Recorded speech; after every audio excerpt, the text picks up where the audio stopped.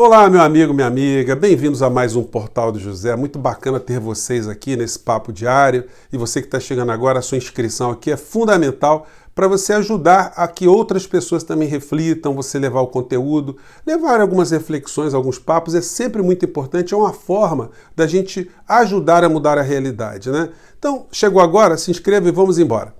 Muitas vezes é muito difícil a gente fazer análises da situação política e econômica do Brasil sem que a gente não fique muito indignado, a gente passe uma veemência muito grande na crítica.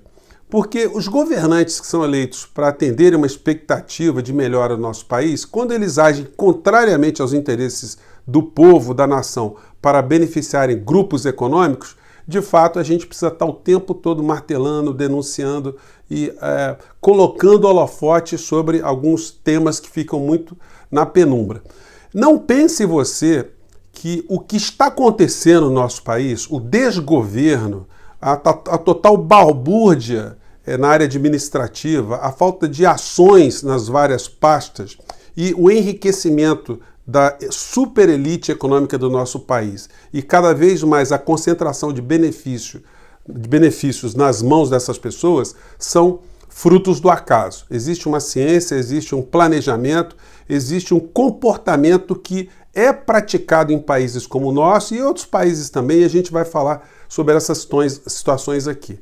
Mas antes eu quero tocar em dois assuntos. Primeiro, que no capítulo indignação, eu estou tomando conhecimento aqui pelas redes da quebra do sigilo bancário do Fabrício Queiroz, que aponta mais 21 cheques na conta da primeira-dama. É uma situação para a gente não ficar indignado, porque o presidente foi eleito com o discurso da moralidade, mas quem acompanha de perto a vida da família Bolsonaro sabe que eles têm um comportamento muito complicado, para dizer o mínimo. A revista Época já denunciou, né, nessa matéria aqui que eu sempre vou trazer para vocês, que Bolsonaro, no segundo casamento, comprou 5 imóveis com dinheiro vivo. O filho de Bolsonaro transaciona dinheiro de uma maneira muito diferenciada, vamos dizer assim, porque ele saca dinheiro no banco, dá o dinheiro para o Queiroz voltar para o banco para pagar as contas do Flávio Bolsonaro. Evidentemente, nenhuma criança de 5 anos é capaz de acreditar nesse tipo de situação. Infelizmente, o povo brasileiro, aliás, a maior parte dos povos, de uma maneira geral, vota com a emoção e não com a razão. Quem já dizia isso era um cientista, né, político, um jornalista chamado Walter Lippmann, que era uma espécie de guru da família Kennedy. E ele falava, olha, você tem que pegar o povo pela emoção e não pela razão. E isso parece funcionar em muitas sociedades como a que nós vivemos aqui no nosso país e quando a gente percebe alguns fenômenos. O que leva um contingente muito grande de pessoas sem escolarização, sem capacidade de refletir criticamente sobre os problemas brasileiros, porque não foi equipado com informações, não foi abastecido com informações suficientes. O que leva essas pessoas a se identificarem com uma figura absolutamente sem conteúdo, sem propósito, sem ideologia, sem princípios, como o presidente da República? Então, fica essa indagação. Agora, dá vontade de a gente fazer algumas brincadeiras, né? Ou ironias, porque se todos nós estamos vivenciando problemas econômicos nos últimos anos, a família Bolsonaro não sabe o que é isso. Vai ver que nas nossas famílias também está faltando um Queiroz, porque abastecendo a nossa conta com cheque. Agora, como é que o presidente vai explicar essa situação? A sua esposa está recebendo cheques de um funcionário que cuida do montante de grana que o gabinete do filho gerencia. O deputado Marcelo Freixo, quando foi deputado estadual, ele foi da mesma legislatura de Flávio Bolsonaro. E ele disse numa live que eu assisti outro dia que era muito comum você ver o presidente, então ele era o deputado federal Jair Bolsonaro, no gabinete do filho às sextas-feiras despachando. É bom lembrar que o Fabrício Queiroz é amigo de Jair e não amigo de Flávio. E Queiroz manipulava essa montanha de dinheiro, o que faz com que Bolsonaro tivesse condição ou interesse em emprestar dinheiro para o Queiroz. Obviamente, nenhuma criança, né, como eu disse a vocês, pode acreditar nesse tipo de situação. Os meios de comunicação vão colocar lupa sobre esse episódio? Provavelmente não. Será um episódio tratado assim, de uma forma muito en passant, porque, como eu já disse a vocês, os grandes grupos econômicos, eles têm em Bolsonaro uma engrenagem que funciona. A falta de percepção do papel dele, de percepção da liturgia do cargo, da pequenez política e administrativa com que ele trata os problemas brasileiros, isso acaba sendo muito útil para quem é expert em manipular grandes estruturas governamentais ou estruturas econômicas. No caso, Paulo Guedes, representante desses grupos, e Rodrigo Maia dentro do Congresso, como representante do sistema financeiro, dos grandes empreiteiros, dos grandes grupos econômicos dentro do parlamento. Então, essas duas áreas, a área econômica com liberdade para fazer o que quiser e a área política com liberdade, com condição de transformar em leis todas essas alterações, então, enquanto esse jogo, enquanto essa engrenagem estiver funcionando desse modo, Bolsonaro pode fazer as maiores maluquices, pode passar cheque, receber cheque, pode estar falando um monte de besteira, pode estar desgovernando, pode estar desprezando as vítimas da Covid do nosso país,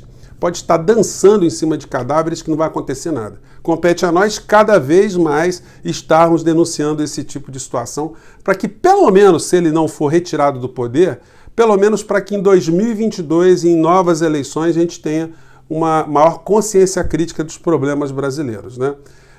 Em relação a todos esses temas aí que a gente está comentando, eu não posso deixar de mencionar a live que o presidente fez na quinta-feira. Toda quinta-feira é a live dele. E eu fiz algumas anotações, né?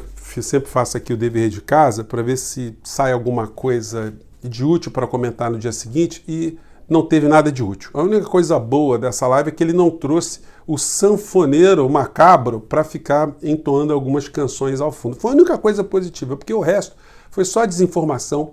Ele dá demonstrações patentes que não domina tema algum. Ele fica o tempo todo perguntando para os assessores tudo que ele quer saber. Ele não consegue apontar nenhum dado, nenhuma informação, nenhuma preocupação, nenhum apontamento, nenhuma inspiração. E a impressão que a gente tem é que ele está num cargo público, que ele não tem que prestar contas a ninguém, ele trabalha muito pouco, a agenda dele não tem muitos compromissos elencados, é uma pessoa que não visitou nenhum hospital ainda com vítimas, não demonstra nenhuma empatia, nenhuma atenção com essas pessoas que estão sofrendo no nosso país e trata esse número que ele nem sabia qual era de vítimas no nosso país com o maior desprezo. Ah, tá morrendo, bola para frente, é como se tivessem morrendo formiguinhas num canteiro. Aliás, até em relação às formigas, existem pessoas que têm muito mais empatia, né, do que o presidente da República com os seres humanos, com o povo brasileiro.